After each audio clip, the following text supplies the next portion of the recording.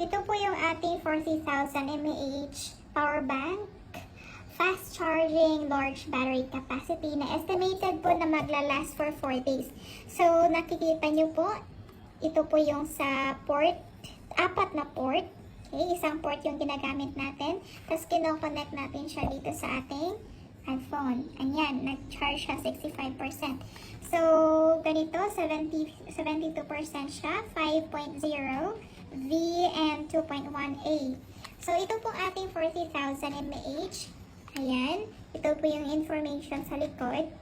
So, input this is 5V, okay, 2.0. Tapos, ano na siya, 4 po yung saksakan at may nakalagay po dito na Type-C, Lightning, Micro. At ito pong dalawang lights, LED lights.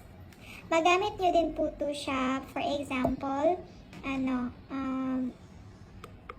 pag madilim, ganyan. Pwede siya magamit. Emergency light, kumbaga. Ayan. Okay, so just tap this twice. Okay, just tap this twice.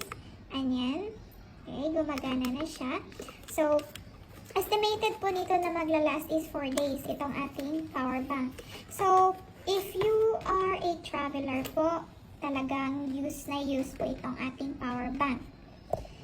Okay, lalo na for example, di tayo familiar sa lugar. So, gagamit tayo ng anong tawag doon? Yung Google Map.